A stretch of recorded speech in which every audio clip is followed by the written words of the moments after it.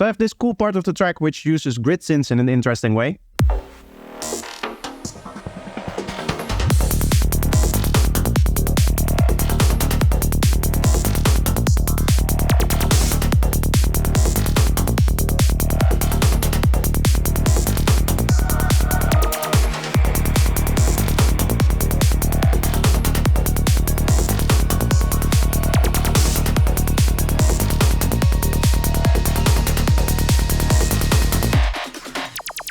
And what I want to do today is talk about both how to make these kind of grid synths and just keep them modern and keep them interesting in terms of their sound design, as well as talking about what actually makes them work within their context. Now, this is going to be a little bit of a strange tutorial because most likely what is going to end up happening is that the grid synths that you're hearing now are not going to be the way that they are within the final production, because this is really one of those almost like living organisms within your production, in that it's always changing, it's always morphing in ways, and I'm always getting back to it and adding new sounds, adding new ideas, trying out new things. Right now the latest idea is this kind of like sliding in synth.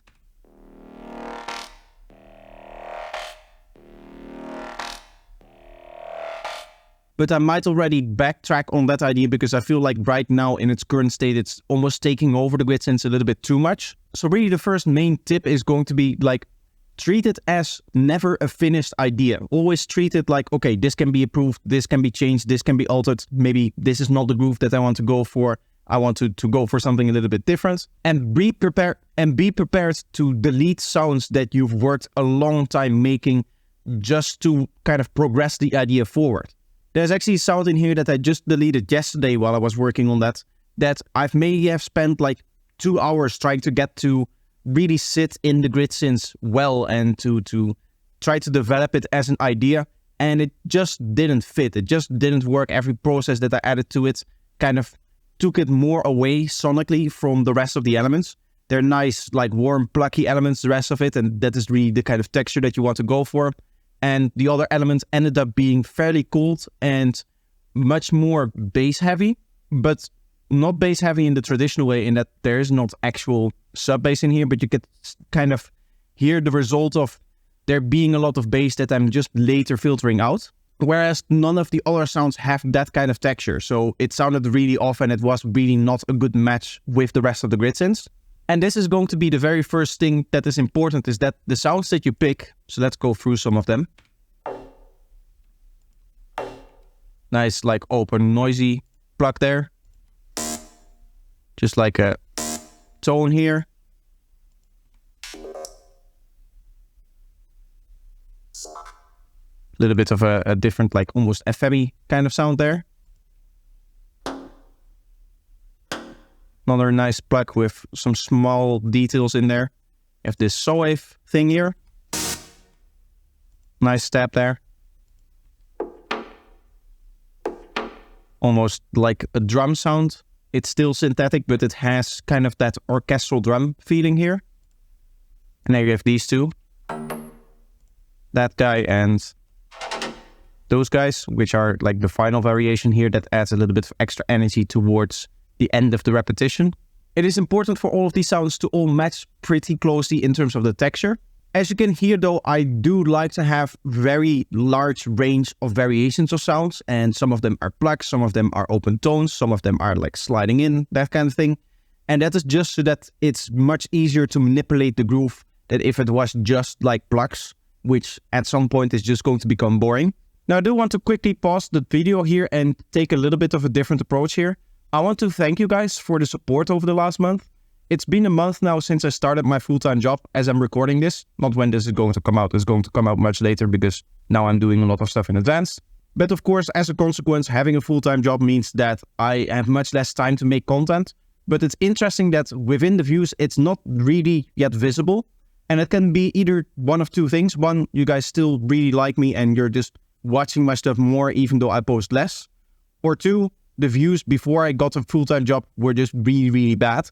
Whichever it is out of the two, it does mean that the channel is now performing better relative to the amount of content that I make. So I really want to thank you guys for that. And I hope that you continue to support me, which of course you can do by liking, subscribing and commenting interesting stuff under the videos. So thank you guys very much. Now let's get back into the video. Then the second thing that is really key is that you process all of them together. So for my Grid Synths, I always put them in a group. And as you can see, I have an OTT, EQing, saturation to glue them together even more. And then we have reverb and dimension expander for that real nice just dimension of the sound. This is going to be the boring version of the sounds.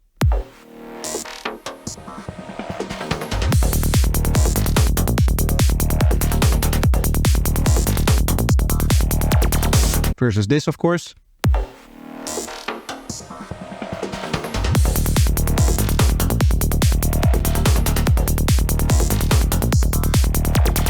It's just that nice layer of realism that actually puts it in a room and makes it feel like it is actually in the track, as opposed to just being like this digital sound that is layered on top of the track. So those are the Grid Synths themselves, but what's equally important is the context. And there's a lot of context stuff happening within this track that actually makes these Grid Synths work. So let's just listen to the track without the Grid Synths in them.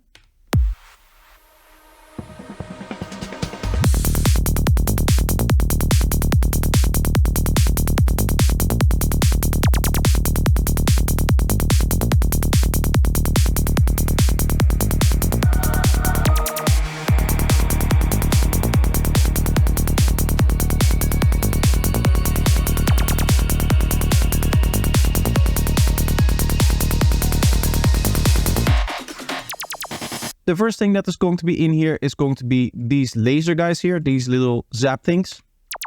And these are just sample versions of a sine zap that I found. These should be fairly easy to make if you just have a sine wave and like frequency shift or pitch shift it down over basically the entire spectrum. But in my opinion, the thing that makes this work is the fact that these zaps are like placed over here. As you can see, I've left one more space, which in some cases is occupied by these guys. This saw wave thing here. That's. And other times I just let the main variations that end the loop play. Those guys there. And listen to how they interact together with the lasers in this track.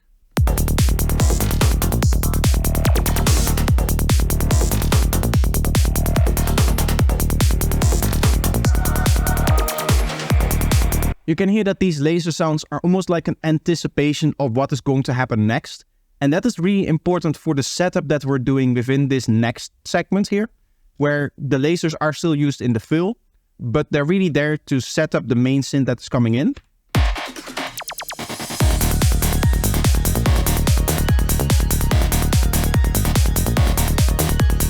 So these lasers kind of have like a dual purpose, and both of them involve being an announcement for a different sound, which I find a really interesting writing technique.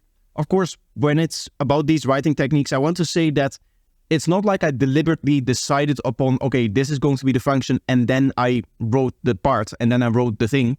It's that, okay, I found the sound, I placed it in there, I felt like, okay, that is good, and now we're analyzing what it is actually doing in the track and trying to find conclusions about what the theory is behind what I'm actually doing. So that, again, you're not going to be able to directly think about doing things this way, but you're more going to draw conclusions about, okay, what is music supposed to do and what is a writing process supposed to be like. And then also hopefully have this intuitive idea about how music is supposed to be written and applying all of those things, not directly by thinking about it, but more subconsciously. The other parts of the context that are in this track are going to be the one-shots, the atmospheres, and the vocal here. So we have this one-shot over here that is just like this nice rising thing. This is really just there to make sure that there's a little bit of tension in this part and to build up to the actual drop. We have the same kind of element over here with this one-shot, but it's also layered with some atmospheres.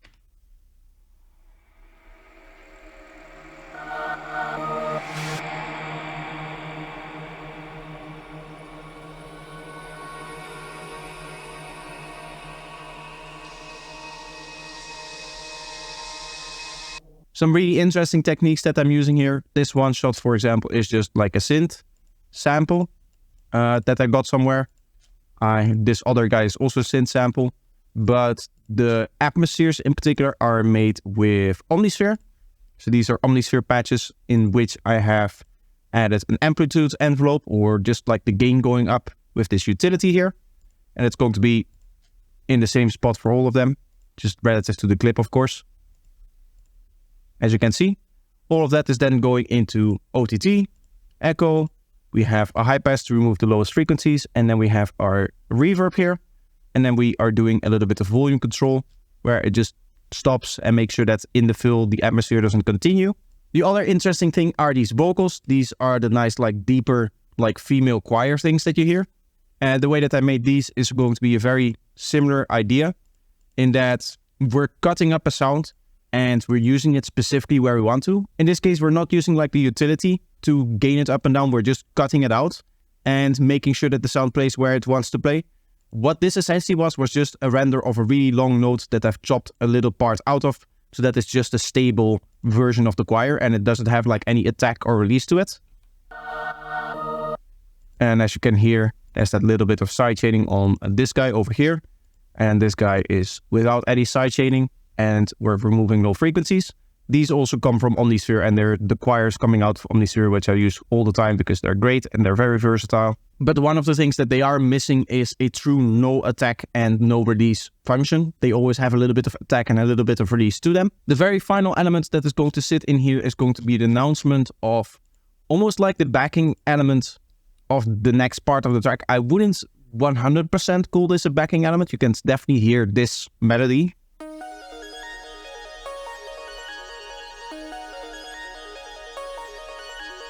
You can definitely hear that in the background of the track.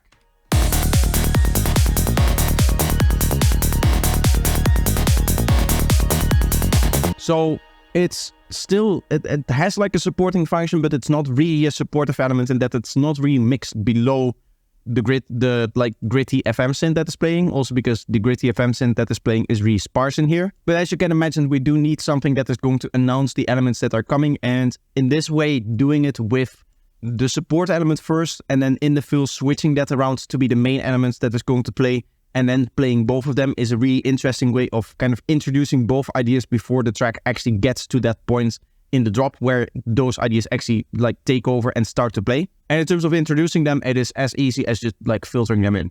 As you can see, we have an EQ that is doing the filtering part and it's just slowly opening up over time. And as you can see, that also includes a gain automation down below over here. So that's both the grid synths and the context to make them work. If you enjoyed this kind of stuff, let me know by leaving a like and make sure that you subscribe to the channel. Another way to support me is to check out some of my products, including my masterclass, which you can do at 3 different stores, all linked in the description. So thank you if you do that. I hope to see you in the next one. Bye bye.